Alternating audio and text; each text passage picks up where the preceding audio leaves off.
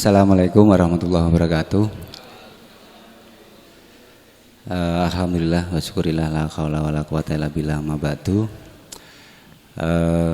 Panjenenganipun Bapak Kiai Tanjung ingkang satu kita taati kita bekteni, Bapak Kepala Dinas Pertanian Kabupaten Nganjuk yang terhormat beserta staf dan jajarannya, dan kadang derek kula petani yang saat ini bisa hadir, yang berbahagia. Mongkodimah tumoteng ajeng nggih dari Kepala Dinas dan Bapak Kiai sampun begitu jelas dan gamblang. Karena jujur bagi kami sendiri tim, terutama saya kan, kekuatan kami untuk melangkah ya penjelasan-penjelasan dari Bapak tadi, jadi berkaitan dengan mindset. Karena faktanya di lapangan itu kalau kita berbagi berkaitan dengan PL, petugas lapang yang bagaimana bersinergi dengan para praktisi, petani di lapangan itu kan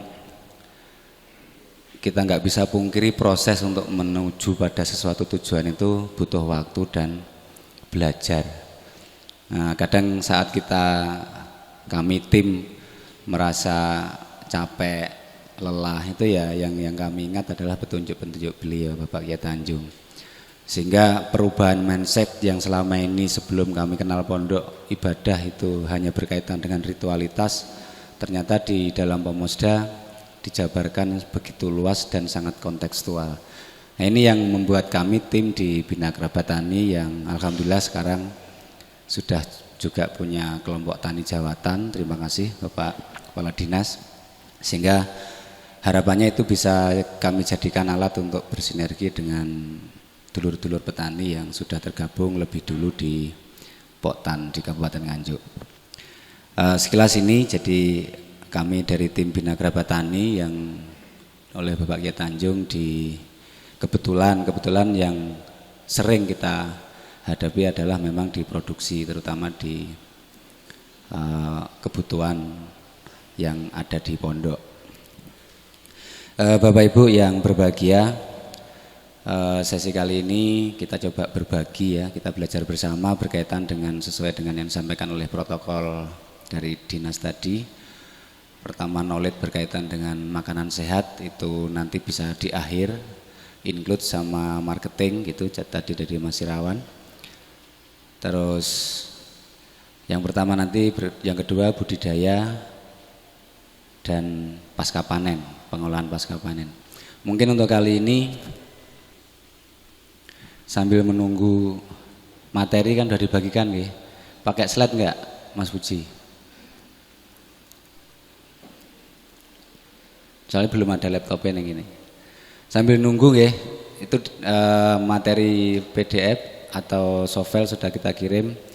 Tapi yang jelas nanti kita banyak berbagi berkaitan dengan apa yang sudah kami lakukan berkaitan dengan pola tanam sehat atau PTS. Amanah di belakang itu malah justru di awal disampaikan Kiai Tanjung tadi. Jadi amanah itu kurang lebih faktor terkuatnya yang disampaikan di depan tadi. Jadi kita akan berdiskusi atau berbagi berkaitan dengan pola tanam sehat.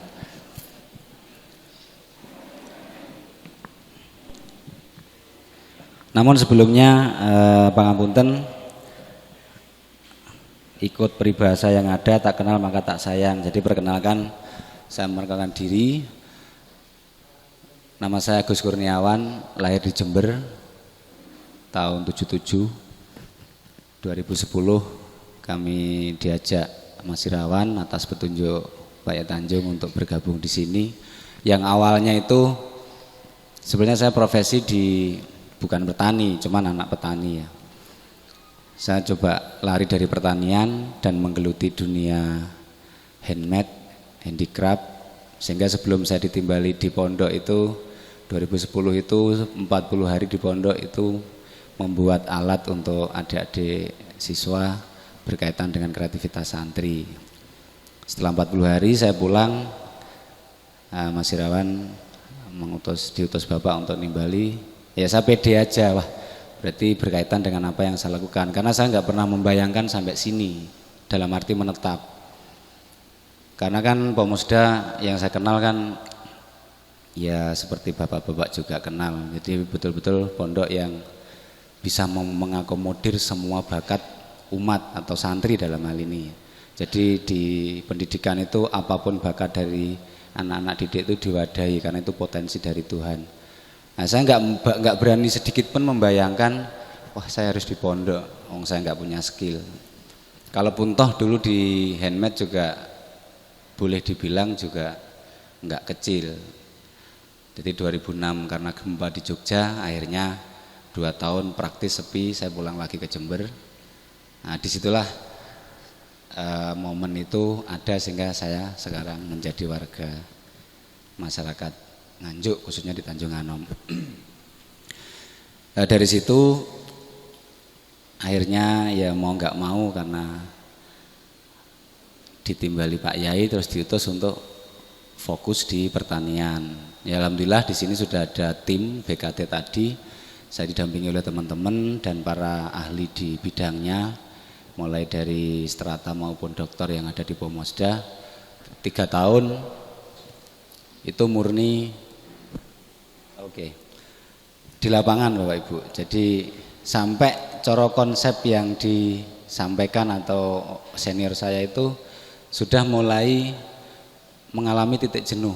Permasalahan yang ada di lapangan itu sudah tidak bisa disinergikan dengan konsep yang saat itu ada, sehingga upgrade diutus ke sana kemari di corporate untuk meningkatkan kompetensi, sehingga petani-petani dari wali santri yang mayoritas adalah petani itu bagaimana mempunyai kader yang tidak kehilangan profesi petaninya.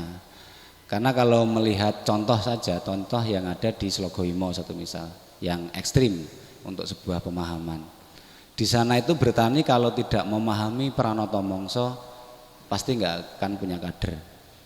Nek jenenge mongsone salah kok nandur pasti gagal, seperti itu. Jadi ini yang tidak bisa diperoleh dari teman-teman yang dulunya akademis memang di situ. Jadi harus turun ke lapangan bagaimana situasi kondisi alam di situ, sehingga pola dan potensi yang akan dikembangkan terkait budidaya itu bisa mendekati sesuai itu. Dan alhamdulillah orang kita itu, orang Indonesia luar biasa meninggalkan sebuah tradisi atau budaya yang sekarang sepertinya sudah enggak modern lagi, tapi faktanya itu yang mendekati kondisi sehingga budidaya dengan tujuan yang kita capai itu dapat optimal hasilnya. Nah ini contoh yang perjalanan kami dibekali oleh Pak Yai Tanjung dengan tim sampai saat ini ya kalau dibilang ya masih gagal. Jadi selama 2010 ke sini itu binaan kami di BKT Pomosda ini enggak lebih dari 1000 hektar. Padahal kalau dulu di corporate 1 tahun tuh targetnya 500 hektar oke-oke saja, 2 tahun nah, terus gitu. Kenapa demikian? Ya ternyata mindset tadi. Jadi yang penting nanam, ini contoh ya, nanam sesuai dengan apa yang dipahami, ritualnya kuat ya sudah, tidak bisa mengkaitkan kontekstual doa dengan perilaku di lapangan. Nah ini pikukuh kami, ya Pak Yai Tanjung menjambalkan seperti itu tadi. Saat kita males atau patah semangat karena sulitnya belajar bersama untuk berbudidaya sehat, ya kita sandarkan seperti itu. Nah ini pengalaman untuk sebagai perkenalan. Jadi memang kami dulu lahir di Jember tapi lama di Jogja, sehingga Jogja Jember sekarang saya ambil poin tengah menjadi sederek panjenengan yang domisili di Kabupaten Nganjuk. Bapak Ibu yang berbahagia, mungkin sebelum kita sampaikan materinya bisa Mas Puji diselayang pandang dulu apa sih nanti yang disusun oleh tim. Ini bukan saya yang nyusun tapi tim. Jadi di kami itu kerjanya teamwork tadi yang disampaikan Pak Yai.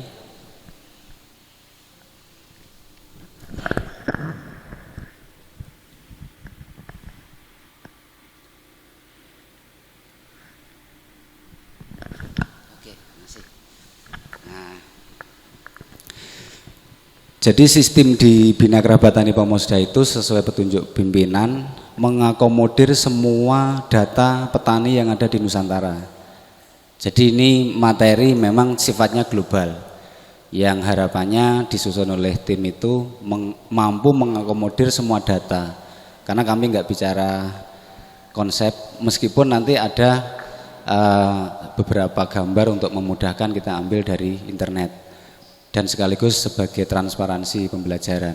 Tapi ruhnya sebetulnya data empirik yang ada di lapangan.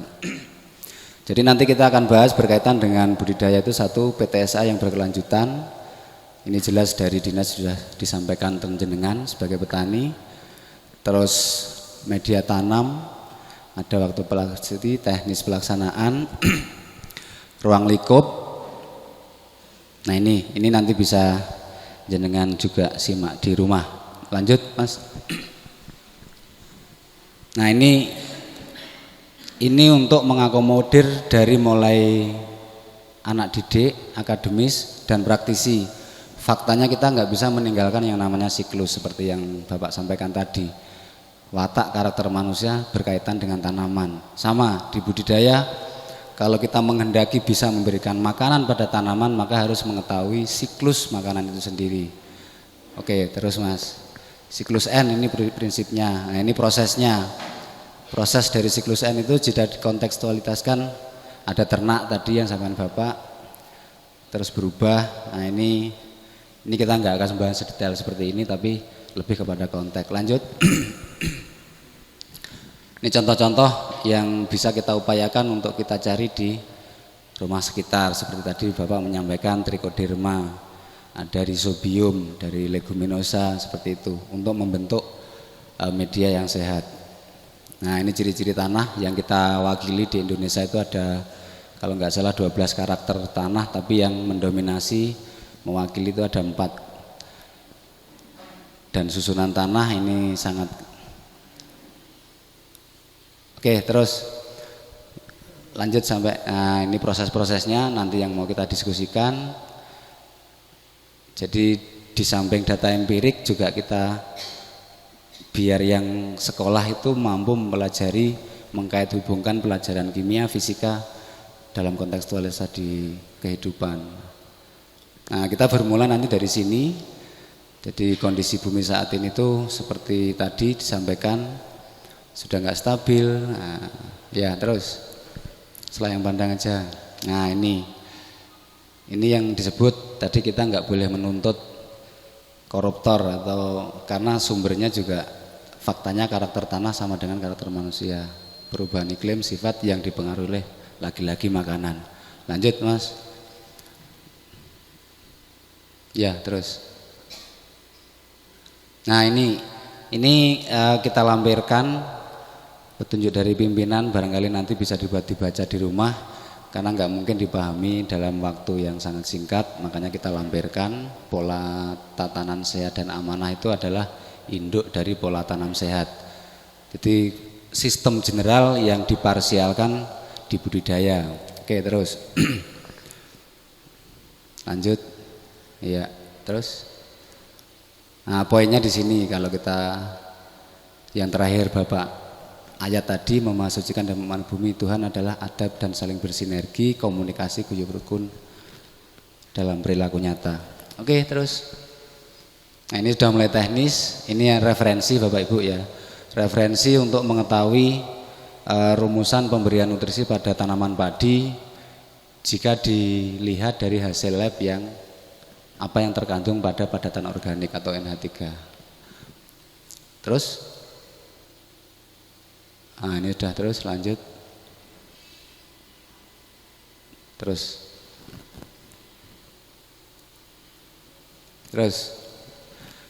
nah kita nanti ceritanya ben gak kaku. Ini contoh-contoh. Oke, lanjut jalan aja Mas sampai habis. Nah ini bentar. Efek melawan kembali. Nah ini mungkin nanti poin yang di pelatihan yang lain belum terlalu banyak dipahami. Jadi efek melawan ini penjabaran dari yang disampaikan Bapak Kiai tadi itu mengenal. Jadi perilaku dalam ampunan itu harus mengenal makrifat. Ini nanti poinnya di situ, oke? Ya, terus.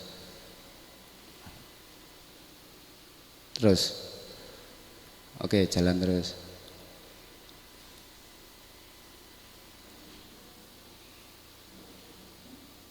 Nah, mungkin kita nanti bisa mulai dari sini. Bapak Ibu, ini sekilas selayang pandang dari materi yang disusun oleh tim, nanti bisa dipelajari lebih lanjut di rumah. Tapi yang ingin kami sampaikan di sini, kita berbagi aja sampai jam 1 Mbak ya. Kita berbagi pengalaman yang sudah kita lakukan berkaitan dengan budidaya tanam padi. Itu kita mulai dari media Bapak Ibu. Mungkin saya butuh whiteboard ini. Jadi media tata kelola untuk olah lahan. Bapak-bapak petani sudah bertani otomatis sudah bisa mengolah lahan. Tapi penekanan data yang kami temukan di lapangan, kunci keberhasilan tanaman itu satu adalah kesiapan media. Dan kesiapan media itu jika dilihat dari rumusan tadi, itu pasti ada waktu yang harus dipenuhi. Nah, kondisi saat ini isuk nelaktor, sesok tandur. Ini jelas melawan arus. Apapun alasannya, sing nelaktor gak gelem, ini kan alasan. Tapi kalau kita menyampaikan apa adanya yang dimaui oleh yang disampaikan Bapak tadi secara ayat yang ada di Al-Qur'an, karena kita muslim, ya semua proses butuh waktu. Semua proses butuh waktu. Apa buktinya? Dari secara proses, bagaimana proses dekomposi atau dekomposer ya yang terjadi di tanah, bakteri mengurai padatan organik untuk siap menjadi nutrisi tanaman itu ada waktunya, itu secara ilmu biologi dan kimia. Tapi secara fakta di lapangan kalau kita memang nggak mempelajari itu, karena memang sudah jadi petani sebelum mengenal itu, tetap ada alat untuk kita bisa baca. Contoh, jenengan nanem padi tanggal 1 dinone Senin, taruhlah September besok. Itu kira-kira yang sudah jenengan lakukan, tumbuhnya rumput itu di hari kapan? HST. Kalau dari data kami itu paling cepat 3 minggu. Syukur-syukur saulan lebih baru rumputnya tumbuh. Sami mboten kali data jenengan. Yang banyak 2 minggu. 2 minggu udah tumbuh. 1 minggu. Terus bajaknya Bapak Ibu, yang 1 minggu tadi bajaknya gimana? Dadak atau dadak Mas Ian? Nggih. Nah, itu salah satu alat yang selama ini rumput itu kan kita jadikan hama ya, gulma. Tapi di kami rumput juga bagian dari untuk mengetahui kondisi tanah, siap dan tidaknya. Makanya kaitannya dengan rumput itu kenapa ada alat yang namanya osrok. Osrok di samping napa niku untuk menghilangkan rumput, tapi kan juga untuk penyangan atau dangir. Nah, ini yang kami temui awal dulu itu, masalah muncul saat rumput itu tumbuh di atas 3 minggu. Kenapa demikian? Karena faktanya kalau dulu itu, yaitu salah satunya bajaknya itu mendadak. Tapi kalau sekarang rumputnya tumbuh 1 minggu, yang seharusnya itu menjadi parameter media siap. Lah ini masalah kedua, karena perlakuan herbisida yang mungkin belum terukur atau terkontrol. Karena faktanya media ini untuk siap kalau secara ilmu kimia, pelepasan NH4 atau amonia, misalkan kita ambil contoh kompos atau kohe sapi, untuk bisa dicampur dengan tanah menjadi media itu kan harus difermentasi. Nah, itu kan butuh waktu dan waktunya tidak sehari semalam. Nah, kalau kita nelaktor Senin, Selosone tandur, ini namanya melawan arus, bukan melawan saya, melawan sistem yang ada di alam. Seperti itu. Nah, kalau terjadi masalah berarti kan itu konsekuensi konsekuensi yang harus kita hadapi.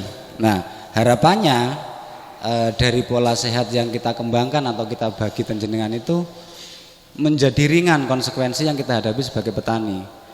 Karena hanya negara Indonesia yang belum bisa mengapresiasi, mohon maaf ya, mengapresiasi pekerjaan sebagai petani. Kalau di luar sana petani itu pekerjaan paling nomor satu, paling dihormati, seperti itu. Jadi alhamdulillah kita bisa ketemu, kita bisa bersinergi untuk belajar bareng berkaitan dengan pola tanam sehat. Itu pertama media. Jadi di dalam media itu, media yang subur itu harus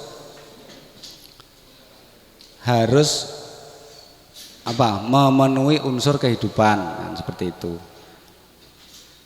Kehidupan itu kalau dirumuskan kan unsurnya kan hanya tadi itu karbon, CHO ya kalau bahasa orang kimia, karbon, hidrogen dan oksigen.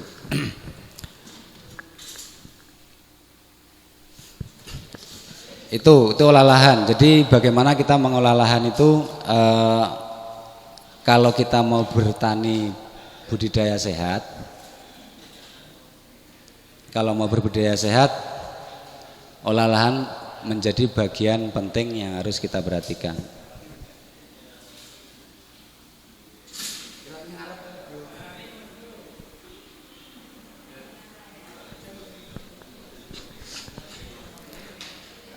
Kinten-kinten pripun Bapak, saat ini kita mau belajar padi sehat, terus olah lahannya ada masalah, sing telaktor gak gelem isuk telaktor, sesuknya tandur. Merubah ini apa kesulitannya? Nan? Telaktornya antri ya. Sing tandur angel ganti mesin. Oke, nanti kita rumuskan juga. Jadi kadang-kadang kita mau diskusi panjang, itu kan harus dipredali sitok-sitok. Wah, aku pengen tani sehat. Nah, ternyata diungkap satu konteks. Nah, kita punya masalah. Harus bagaimana memecahkan masalah itu? Jadi pertama media kita harus olah. Minimal itu kalau kita ngomong siklus 1 tahun padi itu kan panen 3 kali. Berarti kan 12 bulan dibagi 3 ada 4 bulan. Ada waktu 1 bulan masa jeda sebelum tanam musim selanjutnya. Ya ini yang kita manfaatkan.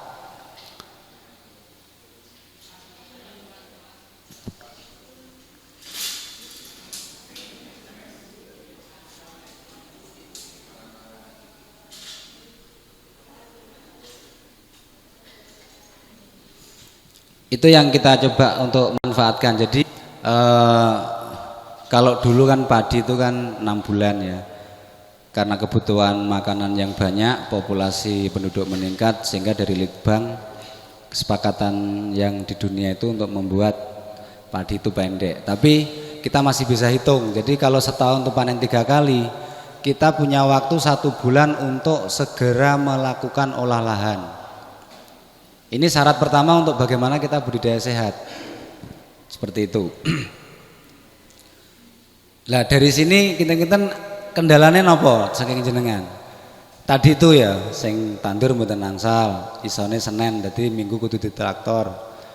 Padahal mantun panen gini kan mantun jemur, panen terus nopo nyuwun tulung tukang traktor sesuk ditraktor kan ditinggal bosok-bosok dhewe jeramine.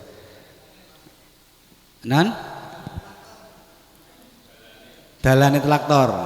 Oke. Berarti kekeh pokoknya gak bisa ditelaktor. Nah ini kami sampaikan seperti ini kenapa? Karena kadang kita menginginkan sesuatu, tapi di hal yang harus kita lakukan kita harus pecahkan dulu. Jadi budidaya sehat itu berarti tidak melawan arus kalau di materi tadi.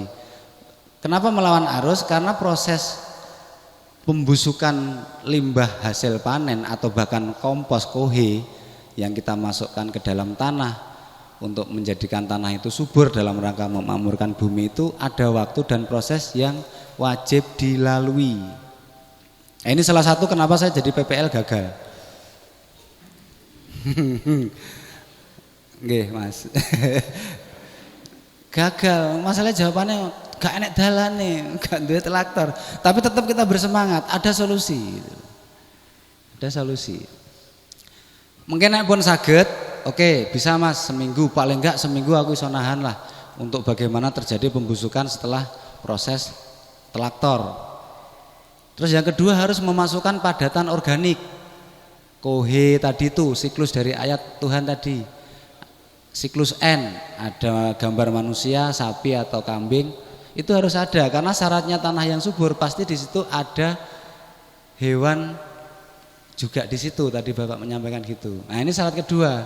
Aku randu sapi Mas tonggone. Nah, ini diskusinya ya saat kita ten lapangan. Kon tuku. Wah, tuku saiki larang ya, seperti itu bla bla bla. Itu solusinya apa? Solusinya harus seperti apa? Wah, aku gak duwe. Nah, solusi yang termutakhirkan yang bisa dilakukan saat kita jauh dari kandang, apalagi nggak punya ternak, ngangkate yo abot, kita tabur tanaman-tanaman kacang, leguminosa, kacang hijau, kedele, neng mboten dipanen. Nggih to, mantun dirit parine niku wau panen. Niku kan teles niku pun pokoknya disebar mawon. Piye carane nggih dukul 2 minggu baru ditelaktor. Lho niku nggih mempercepat proses pembusukan karena ada bakteri Rhizobium penghasil N sebagai sumber makanan semua makhluk di bumi kan seperti itu, dan mempercepat proses pelapukan padatan organik dari hasil panen sebelumnya, dalam hal ini jerami. Nah, ini syarat kedua. Jadi syarat pertama olah lahan enek waktu jeda. Wes cepet-cepetnya seminggu lah. Ojo Senin nelaktor, Selasa nandur. Ini nanti ini bayangan kita ya, nanti kita diskusikan solusinya. Nah, nek ganti traktor piye cara untuk traktor, nanti kita diskusikan. Yang kedua, harus masukkan padatan organik. Padatan organik bentuknya kohe. Nah, meskipun kita tidak membatasi atau tidak melarang pemakaian pupuk sintetis karena kita juga warga negara, ada subsidi ya kita manfaatkan, yang penting nggak berlebih. Nah, itu. Setelah syarat kedua itu untuk budidaya sehat bisa nggak dipenuhi, nanti kita carikan solusinya yang tadi sedikit kita sampaikan. Oh, berarti kalau nggak ada kompos nandur apa wae engko di traktor untuk sebagai padatan organik.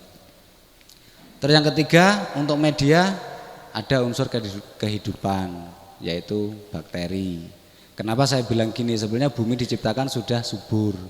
Tapi karena generasi hijau di tahun 77 mulailah pupuk sintetis itu ada. Pas kula lahir niku Pak Harto ten Jember, kula diungsekne kalih Mbah, engko nek gak diungsekne jeneng kula Soeharto. Nggih to? 11 Maret 77, dadi kula diungsekne desa sebelah. Nek mboten kula Agus Soeharto akhirnya sini. Nah, itu kebetulan di situ tempatnya.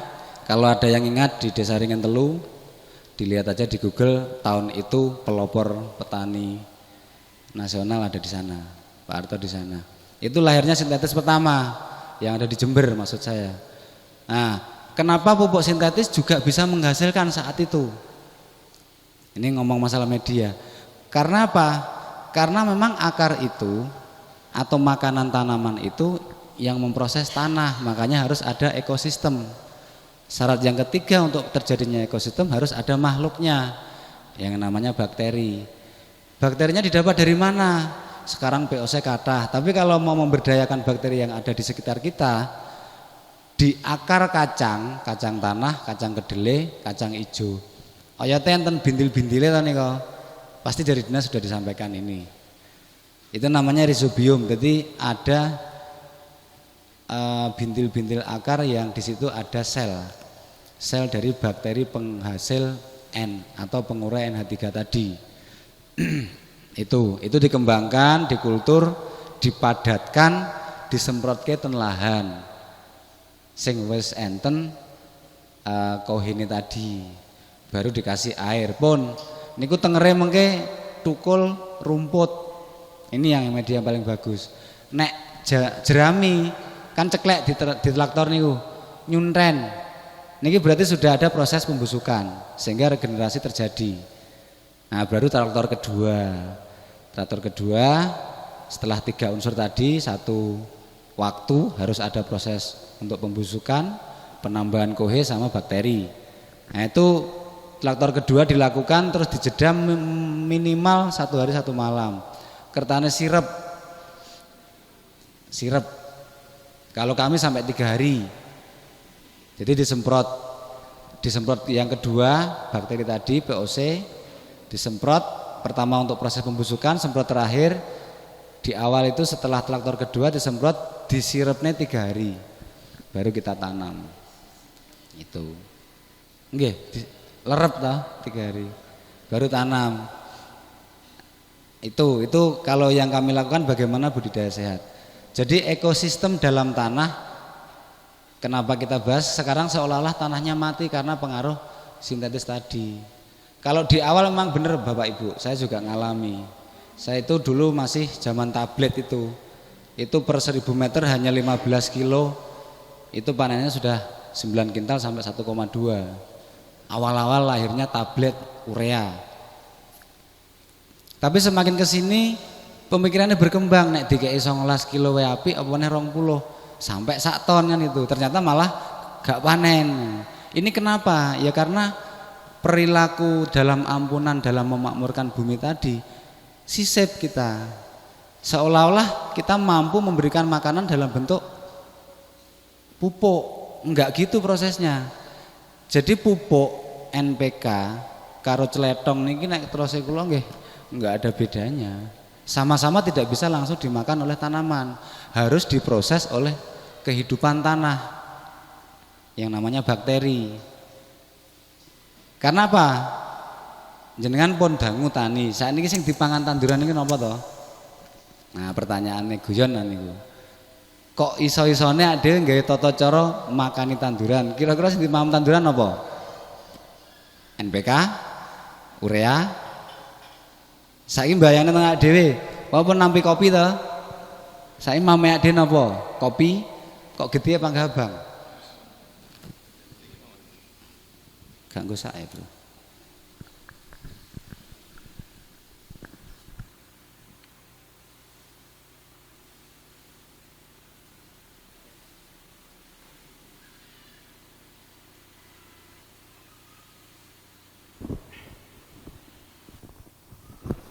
Ya, cek ya. Jadi makanan tanaman itu prinsip dasar yang harus kita ketahui untuk merumuskan yang namanya metode olah lahan dan bagaimana penyiapan nutrisi. Nah, sekarang kembali ke tadi, memudahkan pemahaman, kira-kira sing didhahar kula jenengan niku napa ta sing dibutuhne tubuh? Ngombe kopi gedhe apa enggak, Bang? Nah, berarti harus mengetahui itu. Di tanah juga sama. Kalau secara ilmu pertanian dari senior-senior kami yang memang di situ, itu kan namanya tadi itu nitrogen. Nitrogen itu sekarang sudah beralih arti menjadi urea sama ZA. Oh, kurang unsur N kan gitu loh. Sebenarnya yang dibahas nitrogen di siklus alam itu nitrogen dalam arti majemuk. Yang disampaikan Pak Yai tadi, tanaman tidak bisa berpikir apapun yang ada di tanah akan terserap. Kenapa terserap? Karena ada perubahan senyawa dingin, bentuknya air, yang di dalam air itu banyak unsur-unsur, terkena suhu matahari panas menguap. Ini yang ditangkap oleh akar, namanya proses respirasi kalau orang akademis bilang. Gampangane kula jenengan nek nggodhog banyu, masih banyu kopi, kira-kira sing umup uape niku berwarna mboten? Begitu dibuka kan netes ya Bapak. Niku enter warnane mboten? Mboten enten. Yaitu yang dimakan kita dan tanaman. Cuman kalau manusia ada pencernaan, makanya sebutannya metabolis. Metabolis itu berarti siklus dari NH3 terproses menjadi NH4, NH2, NO sampai N. Jadi energi kalori. Itu namanya metabolis. Tapi di tanaman sebutannya beda, nggak sama seperti hewan. Apa namanya? Fotosintesis. Artinya apa ini? Ini menandakan tanaman nggak berdiri sendiri. Tanaman hanya efek dari perilaku kita memakmurkan bumi. Lah, makmurnya bumi, ekosistem nggak boleh mati. Pemakaian pestisida, pupuk sintetis berlebihan, apalagi herbisida, praktis membunuh yang namanya ekosistem. Nah, ini gimana kita rujuk? Karena kalau enggak, dulu 17 kilo per 1000 meter persegi, sekarang jadi 3 kintal. Ajeng dipupuk pinten meleh untuk kita gagal dan bangkrut. Nah, berarti kita harus kembali kan? Kembali kepada siapa? Ya kepada aturan Tuhan yang ada yang tadi disampaikan itu. Ini yang kami sama tim coba gali dan terus belajar. Jadi prinsipnya bahkan sekarang banyak grup, karena kita juga tetap belajar, banyak grup petani-petani organik, sehat, sustain, urban farm, apalah istilahnya. Itu sekarang sudah sedikit demi sedikit kata ilmiah itu bergeser kepada empirik, data di lapangan. Karena faktanya karya ilmiah saat diaplikasikan juga nggak semuanya berhasil, cenderung banyak gagal. Sehingga jenengan sekarang punya hak. Aku ngakoni ngene, hasilnya ngene, itu namanya ilmiah. Meskipun wangel dijabarnya secara ilmiah. Sekarang udah bergeser karena jenuh Bapak Ibu. Konsep ngene gagal, konsep ngene gagal. Karena itu tadi, kalau bahasanya anak muda, kita itu termindset supply and demand, merasa bisa dan memberi tanaman, makanan maksudnya. Nah, kembali memakmurkan bumi, tanaman itu fotosintesis. Dia tidak memproses metabolis, terjadinya siklus energi. Berarti apa? Perut tanaman adalah tanah. Nah, nek kula jenengan madarane sakit, sate mboten enak. Nah, sekarang kondisi tanah kita seperti itu. Kenapa asam, dan solusinya selama ini yang ada pasti juga senyawa, gamping, garam, itu semuanya material. Nah, kita kembalikan ke siklus saja. Kalau siklus kita tuh kita bangun, semua kehidupan tanah yang diberikan Tuhan itu kita kembalikan seperti semula, kita akan jauh lebih mudah dalam berbudidaya. Sehingga saat itu terpenuhi 3 hal tadi, kita menanam plek. Alat yang ada di pertanian apa namanya? pH tester. Ya cukup pakai itu cukup. Dibantu dengan komponen lain pendukung. Jadi nandur niku janjane kurang ngelola air hujan yang sudah aku siapkan tadi di awal. Saat kamu pandai mengelola air hujan, maka akan terciptalah kehidupan yang bermanfaat bagi manusia di bumi. Dan aku cukup. Air hujan tuh dibuat setahun tuh cukup. Kenapa sekarang nggak cukup? Musim rendeng rendesel. Nah, ini pertanyaannya. Akhirnya rodok nyerempet akhirnya irigasinya gak enak bla bla bla. Tapi kita coba alihkan untuk menyalahkan. Makanya kita ada namanya branding lokasi tadi. Itu suatu pola dari kami untuk bagaimana kita meskipun sendiri berpola sehat, tapi tetap bisa kita lakukan. Akhirnya galenge 3 rodo ombo, 3 kalen, tanduri kembang. Ini saya yakin dari panjenengan juga sudah menerima informasi ini, hanya saja belum melakukan bisa jadi. Jadi di kami ya pokoknya nandur kembang, enek gote segala macam. Itu nextnya. Tapi yang terpoin adalah jenengan sekarang punya bayangan. Wah, belajar nandur pari sehat ini 3 hal untuk ngomong nih media mawon. Iki wis kebayang wis, aduh traktore sapa sing gelem. Kompose sapa yang tak jipuk. Iso ora aku nyebar dele. Nah, kalau ini nggak bisa dilakukan, terus gimana? Nah, ini butuhnya kita punya mindset yang kuat, sandaran tadi. Kesel, Pak. Makanya saya PL yang gagal terus terang, saya nggak makan tim. 2010 sampai saiki binaannya gorong enek 1000 hektar. Gagal kalau ikut perusahaan udah dipecat. Nah, harapannya jenengan membantu saya untuk tidak gagal. Kira-kira 3 hal tadi bisa dilakukan enggak? Nah, ini contohnya seperti itu. Tapi oke, itu data dari kami, jenengan bisa membayangkan. Terus yang kedua, setelah media kita siapkan, kita bicara benih. Nah, ini soalnya kalau ini wong lapangan Pak, jadi isane ora-ora. Pertama media tadi.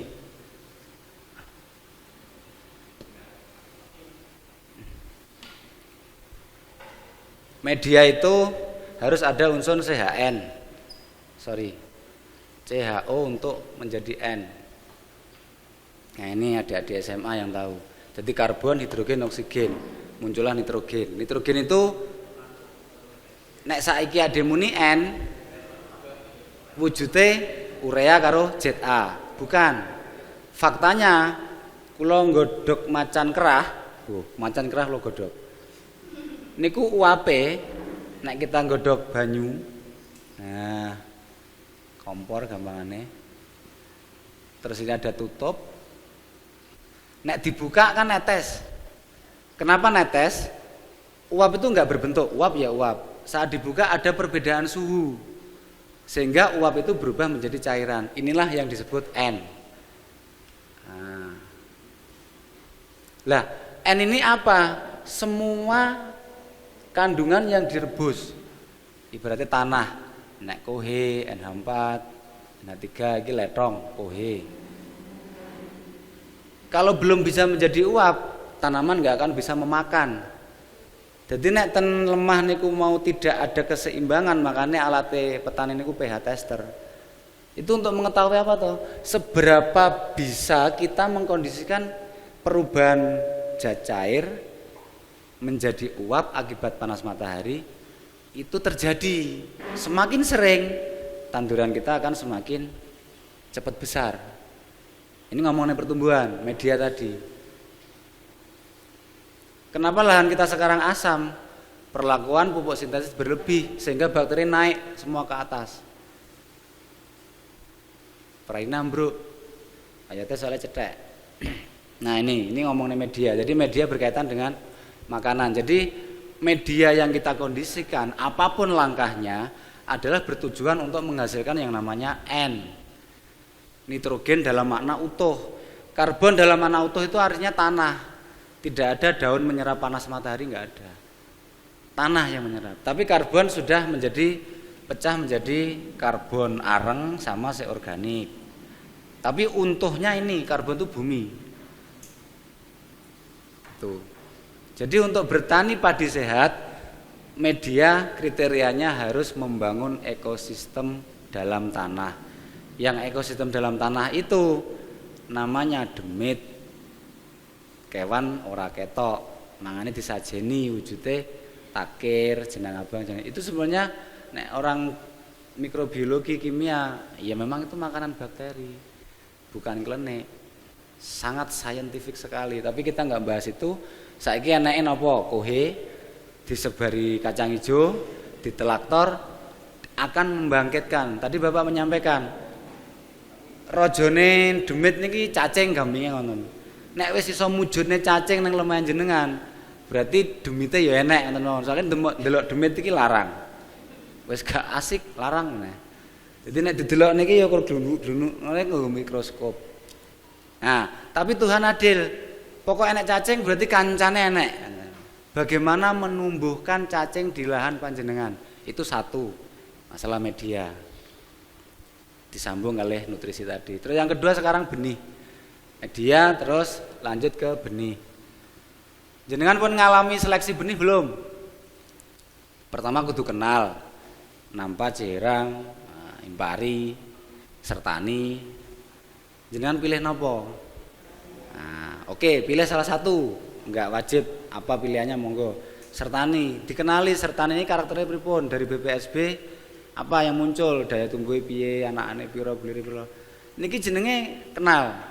Oh ternyata satu bulir sertani, contoh padi lokal gitu aja ya, itu potensi anakan yang diizinkan oleh BPSB wajib manak 15, sehingga dia punya izin. Satu, bulire 150, dua. Yang ketiga daya tumbuh 85%. Dah ini aja cukup. Ya kita harus mengacu ini. Bagaimana caranya benih yang kita tanam sesuai dengan perizinan ini. Nah, sehingga kontrolnya mudah, kita berhasil dan tidaknya, atau mengenal dan tidaknya. Nah, benih, semua benih itu kan kalau kita ngomong padi, itu umure padi niku pinten Pak? Nek menungso kan tahun nggih. Makanya meninggal 10 tahun. Nah, 15 tahun. Berarti satuan umur manusia adalah tahun. Nek padi niku satuan umurnya napa? Nan? Hari. Berapa hari? 40. Ah. Oke. Kalau manusia itu makanan wajibnya apa kalau masih bayi? Apa? ASI. ASI niku berapa siklus umur manusia? Pinten Bu? Nek wajib ASI niku 2 tahun. Berarti 2 siklus umur manusia nggih. Nggih toh? Jadi kalau manusia umurnya itu satuannya tahun. ASInya bayi wajib diberikan orang tua ke putranya 2 siklus umur atau 2 tahun. Berarti kalau dilahirkan ke benih, nah gabah entek dipamoyot pinten-pinten. Nah ini bagian dari tadi itu apa bahasanya Pak Yai?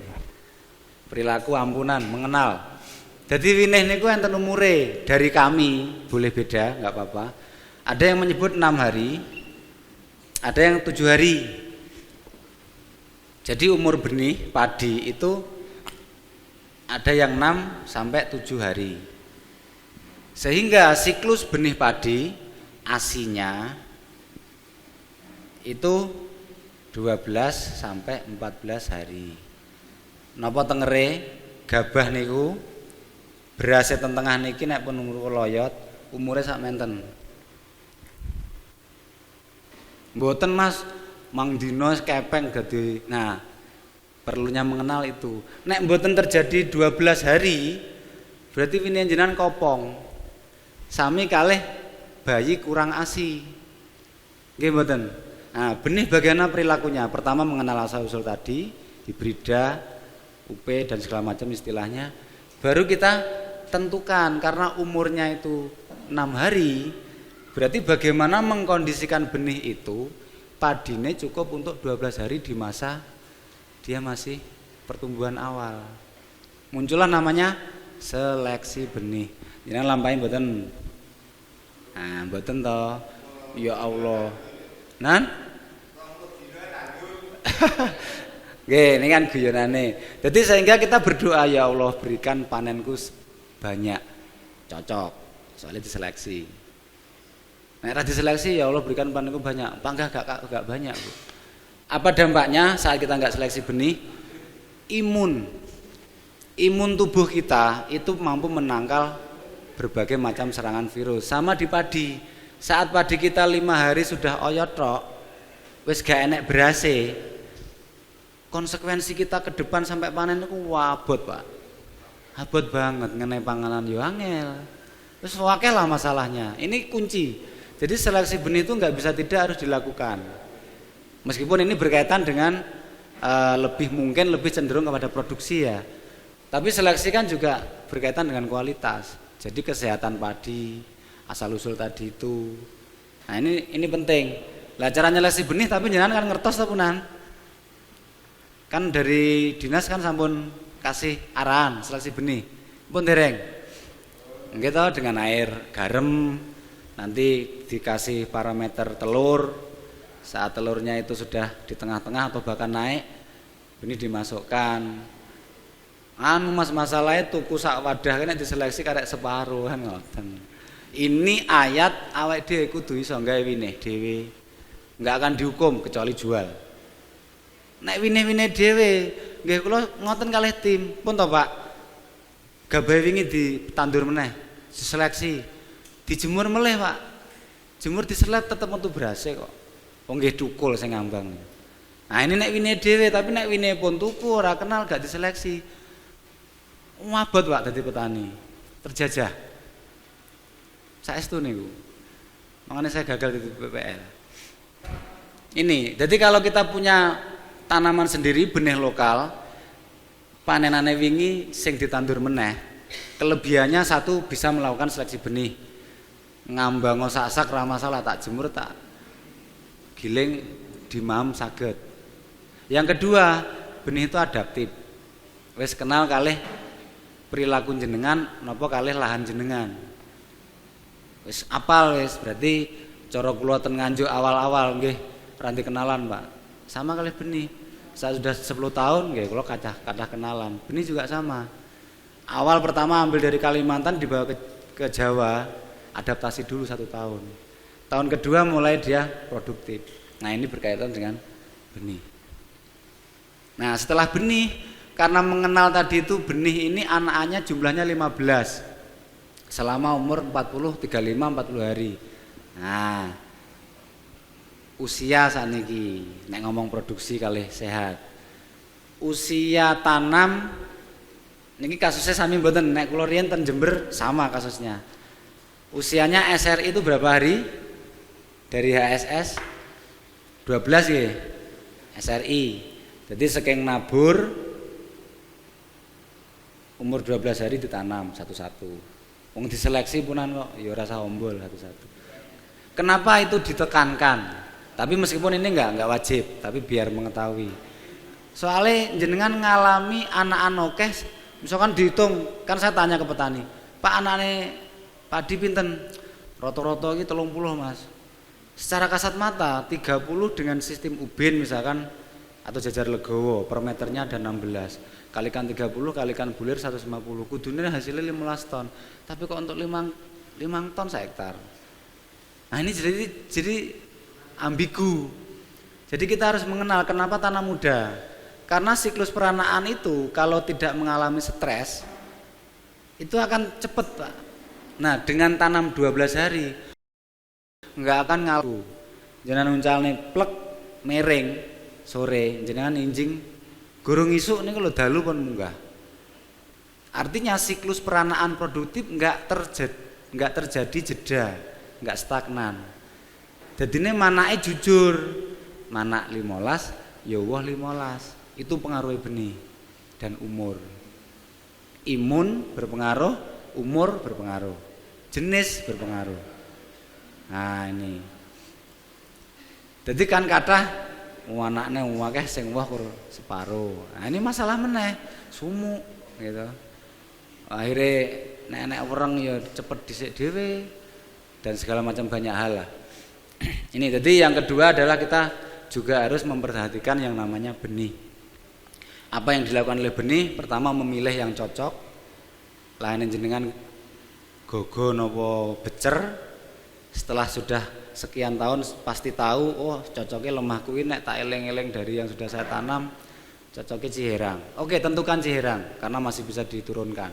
Yang penting jangan dijual loh, gue. Wajib bisa membenih. Baru melakukan seleksi. Nah, nek yang ketiga tanam muda nek saged. Nek mboten kita main matematis. Mas nek tanam muda kan anaknya seoptimal sesuai BPSB. Sesuai karakter benih. Lah nek tanam tua piye karena enggak ada tukang tandur sing gelem. Sehingga saya sendiri sama tim juga harus menanam muda. Ya baru umur 25 atau 20 kita daud, kita tanam populasinya per titik ditambahi. Tapi untuk menghentikan anakan biar enggak manak tok gak wah, tetap harus diketahui. Umur anakan produktif itu 40 hari, ada yang 35. Jadi kalau kita buat siklus mulai manak niku umur pinten? Pine. Nah, 12 lah, 12 pecah. Tambah 6 dino, pecah loro dadi 4. Tambah 6 dino meneh karena umurnya 6 hari, pecah meneh. Selama 35 atau 8 atau 40 hari maksimal, nikulah anakan produktif. Nek jenengan tandur umur selangkung, berarti 40 kejikok selawe, stres seminggu, kejikok 30 piro. Dadi anakane wajar nek nandur ombol 5 napa 7 sing wah kur 12. Karena anak-anak tinggal satu fase yang produktif. Selebihnya nggak bisa buah. Itu aturan mereka atau aturan benih itu. Karakter maksudnya. Sifat watak dan karakter benih itu tidak akan mampu memberikan bulir pada anakan di usia lebih dari 40 hari. Kenapa kok masih manak Mas nega iso wah? Perlakuan kita di media. Nah, kalau medianya itu memungkinkan untuk dia beranak, ya dia akan beranak terus. Tapi media kita nggak akan mampu memberikan nutrisi sebanyak benih itu menghasilkan anakan. Nah ini, jadi ini suka duka atau kendala yang harus kita ketahui saat kita berbudidaya sehat dan produktif. Terus selanjutnya setelah ini baru kita ngomong budidaya. Lemahnya pun diolah sae. Winih nggih pun dipilih, ditentukan winih A. baru budidaya. Lah dalam budidaya ini dari dinas atau dari para senior itu kan menyatakan, kita ngomong pH sudah nggih. Media itu pH yang bagus adalah 7. Itu pH netral, bukan yang bagus. Netral. Karena kalau pH-nya itu yang bagus 7, saat musim kemarau itu pH-nya naik. Netral itu ya, netral itu bagusnya itu hanya untuk pertumbuhan. Tapi kita kan enggak hanya tumbuh saja yang kita mau, tapi kan juga ya, hasil. Lah pH itu diturunkan. Di awal budidaya itu nyemek-nyemek. Karena apa? Merangsang pertumbuhan akar dan anakan. Tuh terus, itu kita buat ada namanya K-System. Enten slide di budidaya itu kita punya alat namanya K-System. Nah, ini loh Pak, alat sakti untuk melihat isi bumi tanpa harus dadi ontorjo. Dalam ini banyu. Jerune banyu iki pira iki bisa tahu. Dadi niki paralon apa pring dengan bolongi dicepne nang pojok-pojokan dikeruk gitu. Intine damel nilai banyu. Mbangane kula nyukani pH tester malah angel pH piye engko sik kalibrasi dan segala macam. Ini paling mudah. Pasang ten pojok-pojokan sabin. Nah, di sini. Sekaligus untuk mengetahui rata tidaknya media kita yang sudah kita olah. Karena itu pengaruhnya besar. Miring titik jenengan pasti kemutan. Sing kono rada ndek. Mangane parine anakane ngene, sing kene. Nah, itu senjang simpel ya, Mbak, pasti mengalami. Ini untuk meminimalisir itu atau melihat dengan jelas. Satu, kerataan media budidaya. Yang kedua, untuk mengukur kedalaman air di dalam sawah kita. Gawe apa to? Digawe ndawakne oyot, gamane ngoten. Oyot niku saged panjang saat toyone jenengan dukne. Padi itu memang tanaman yang tahan terhadap air, tapi bukan tanaman air. Itu semuanya sudah tahu. Nek parine ambruk, aja nyalahne winihe. Oh, winih iki gak kuat ambrukan, enggak gitu. Tapi sebetulnya kadang-kadang kita selip di sisi ini, belum mengetahui. Jadi kalau menghendaki akar itu panjang, siklus kehidupan tadi itu kan harus ada CHO, oksigen. Kalau dimbek banyu sawah niku, oksigen dalam tanah enggak ada, sedangkan dalam tanah adalah ekosistem. Setiap ekosistem pasti ada unsur 3 ini CHO. Hilang salah satu, dia keganggu. Nah, sama halnya tanah kita dimbeng toyo terus. Lemah ini oksigennya enggak ada, kecuali hanya dari air itu saja. Apa mana airnya mandek, cepat entek. Apa yang terjadi? Akar enggak mungkin ke bawah. Ngapain neraka itu, enggak ada oksigen di sana. Bertahan di permukaan. Nek akarnya di permukaan, meskipun potensi benih tadi itu manak selawe woh kabeh, enggak terjadi, Pak. Akarnya kurang banyak, kurang panjang. Enggak pripun carane? Didukne banyune, disat. Ditututi niku mengke kalih oyot. Sampai kapan? Sampai oyot gak teko. Tengeren apa alum. Oh, njaluk dilep. Namung ngoten kok. Niteni. Nah, karena kami punya data sehingga di slide itu atau di file itu umur sekian, kedalaman air sekian. Itu data yang kami peroleh. Tapi kalau jenengan mau mengambil data sendiri di lahan jenengan sendiri, alat ini cukup untuk membantu daripada kita megang pH tester. pH tester itu variabelnya banyak, lebih rumit lah. Wong pH itu naik sama turun, yo gampangane basah karo kering gitu aja. Nah, yang mudah adalah dengan sistem paralon dibolongi tadi. Jadi umur 0 sampai 7 hari airnya nyemek-nyemek, biarkan turun sampai kelihatan permukaan. Umur 10 hari suketnya tumbuh kan, dilep diosrok, putus akar itu, didangir teman. Pohon manton itu seminggu lagi 10 hari 17 hari diosrok meleh. Manton itu tuh rumput mboten tumbuh punang, karena sudah mengalami siklus 2 kali. Di samping pertumbuhan padi juga sudah tinggi. Yang ketiga, pengkondisian air tadi sesuai tabel yang kami bikin. itu menghindari pH tumbuhnya rumput. Jadi rumput itu kenapa ada yang seminggu, ada yang 3 minggu baru tumbuh setelah tanam padi? Karena mereka itu benihnya rumput juga di lahan kita. Kok beda-beda tumbuhnya rumput? Karena mereka menunggu pH yang ideal untuk dia. Nah kita bisa setting itu, nggak usah pakai herbisida.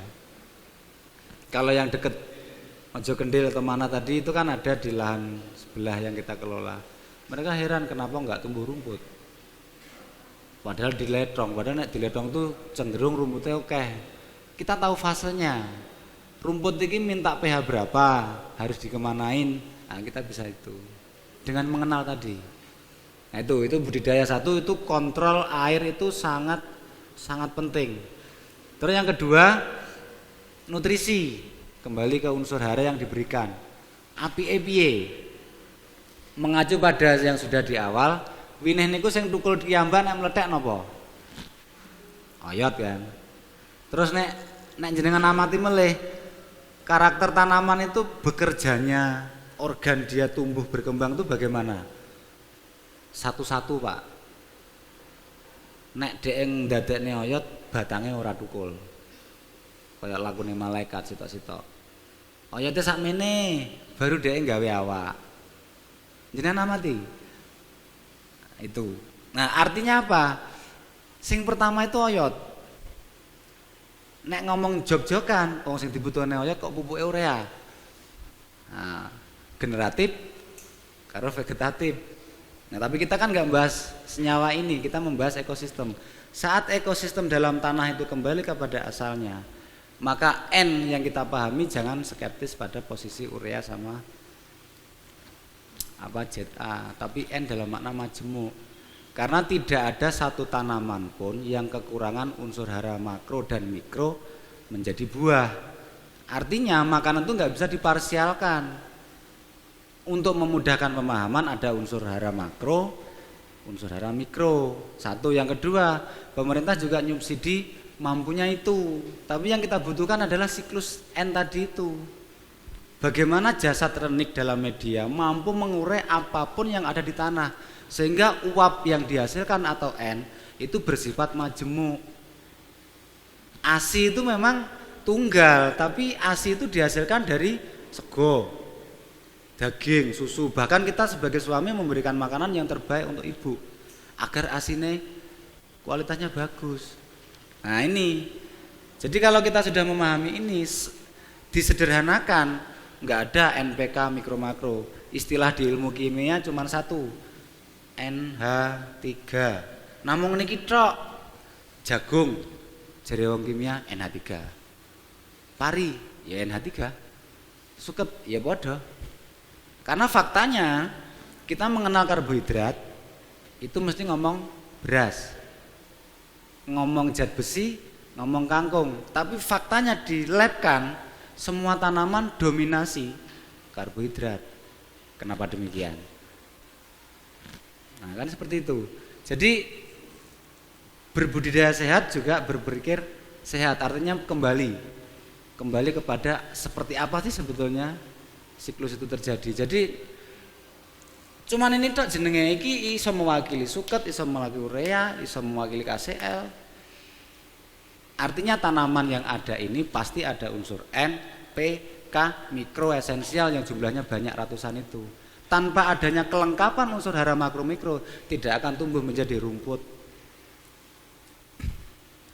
Makanya kohe saja cukup. Seperti itu. Jadi makna N di sini yang kita mau sampaikan adalah general seperti ASI tadi. ASI ini sitok. Tapi ASI itu bisa terbentuk ya karena ada unsur kompleks. Terus serapannya enggak satu-satu. Dikai urea, engko sing mlebu urea tok, enggak gitu. Apapun yang terkandung dalam tanah saat terjadi perubahan suhu dingin ke panas akibat sinar matahari, maka terjadi respirasi. Akar menyerap respirasi itu menjadi sumber makanan tanaman. Sehingga yang diserap tanaman itu tidak mungkin tunggal. Nah, kan ngoten. Nah, berarti penak ndi nggawe sing nggawe panganan karo ngenai panganan. Nah, kalau kita ekosistemnya kita bangun, Berarti di dalam tanah itu kan ada pabrik makanan untuk tanaman. Syaratnya apa? Ya CHO ini, karbon, hidrogen. Oh, berarti kan lemah sing sehat karo ngatur banyu sesuai ayat Yasin tadi. Aku turunkan air hujan cukup untuk kamu kelola selama setahun. Sing penting lemahnya mboten dirusak. Akhirnya jadi ketemu sederhana. Itu di budidaya. Jadi di budidaya perilakunya itu kenapa osrok kok gak di herbisida?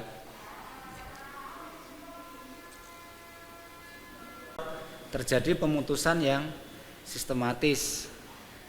Nek oyot niku terputus, dia pasti akan cepat bercabang. Ini yang kenapa setelah osrok kedua rumput sudah nggak mau tumbuh karena secara fisik padi sudah mulai tinggi sehingga pH-nya umur 17 tadi sudah menjauhi pH yang dikehendaki oleh rumput gitu. Di samping rumput muda yang kita delepne meleh diosok itu juga mampu membantu untuk pemberian nutrisi ya itu osrok.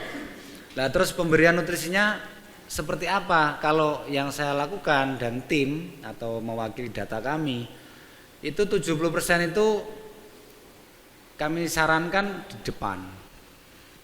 Kenapa demikian? Karena dari biji padi itu yang keluar pertama kali bukan batang tapi akar. Akar itu di bawah. Kalau kita tanam biasa seperti jenengan selama ini lakukan, setelah 10 dino wis gak stres, ditebari urea kan terus ngelilir. Seminggu tebari meneh sanso cepet dur. Itu enggak salah. Batange cepet dur. Tapi jenengan kalau nyempetne batang dur, berarti awetnya mandek. Ini yang harus dipahami. Lah kalau pupuk dasar atau 70% sudah dilakukan di awal, kompos tadi plus NPK kalau kita ada jatah subsidi, kasihkan di bajak terakhir sebelum kita tanam. Terus kita kontrol air, niku mudah, Pak. Memang parine niku mboten cepet dhuwur. Mboten cepet dhuwur karena tadi itu mboten nenten oyot cukul bareng karo wit. Gantian, Pak.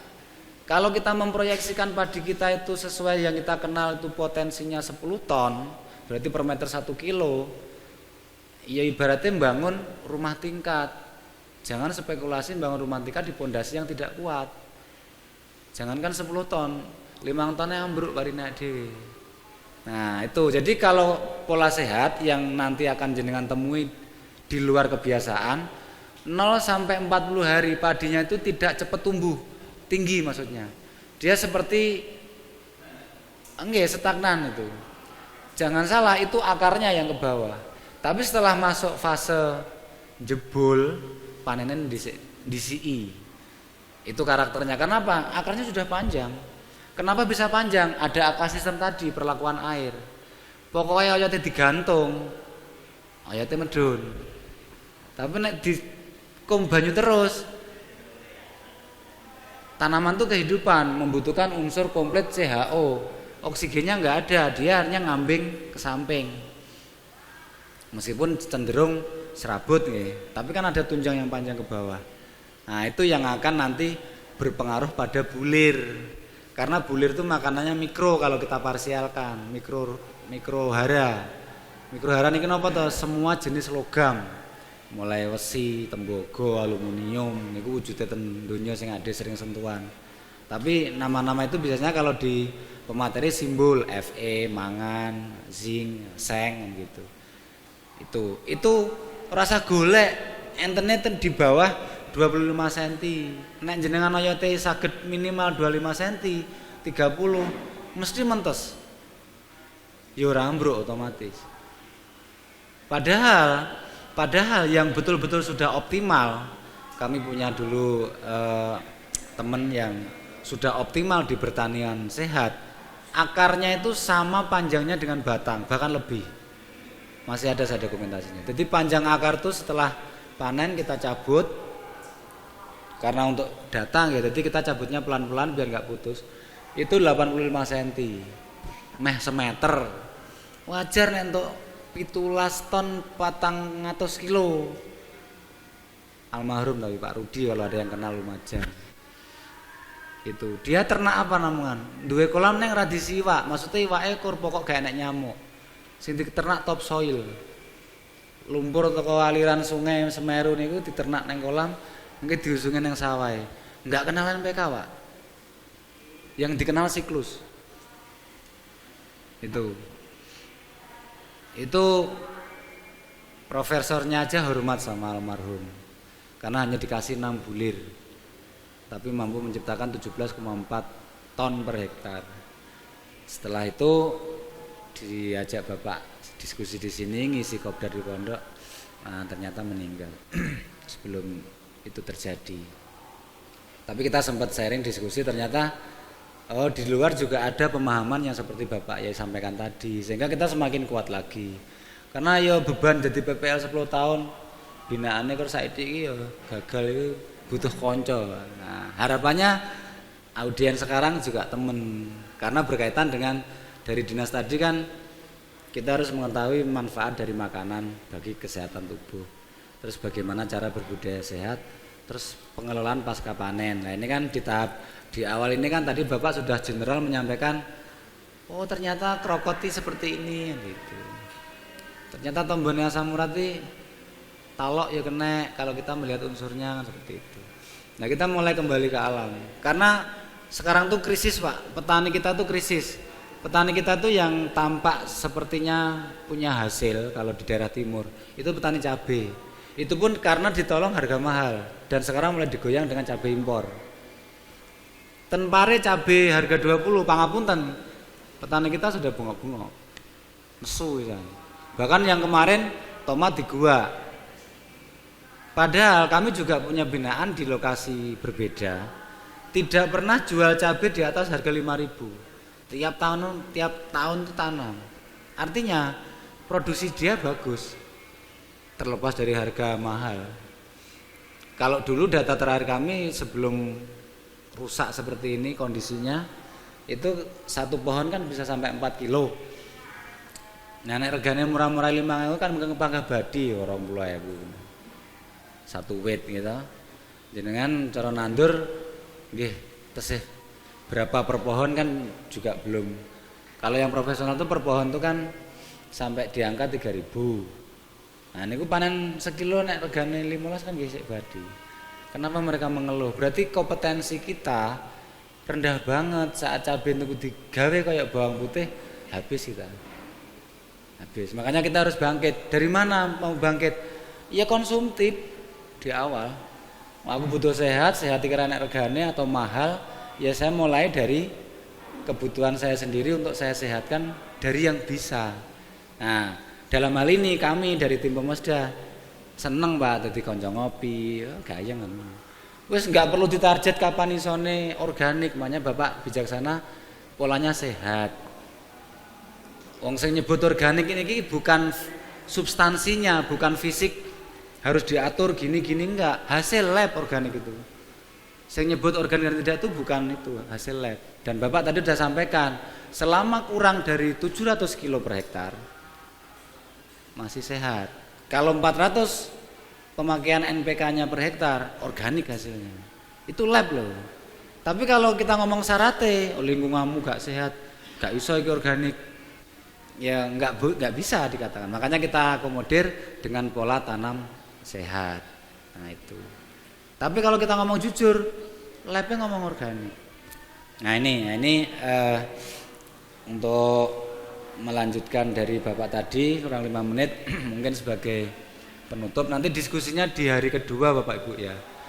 Jadi kan ada materi 2 lagi baru kita diskusi gayeng. Jadi jenengan paling tidak sekarang punya gambaran. War dadi petani sehat, padi sehat iki aku wis nek nggon aku masalah iki ngono lho. Lah apakah nggak bisa? Masalah itu bisa dipecahkan. Karena kita jadi PPL gagal sudah lama, jadi pasti berhadapan dengan masalah-masalah yang gagal tadi. Nah, mungkin ngoten Bapak Ibu sebagai perkenalan awal sebelum di sesi diskusi di hari kedua, mewakili tim. Besok mungkin kita kenalkan semua tim di BKT dari Pemesda. Mohon maaf apabila ada kekurangan konkretnya atau detailnya materi ada di softfile. nanti bisa diminta ke panitia. Sekali lagi kita hanya berbagi, belajar bareng, semoga manfaat dan senantiasa mendapatkan ampunan. Amin. Akhirul kalam, assalamualaikum warahmatullahi wabarakatuh.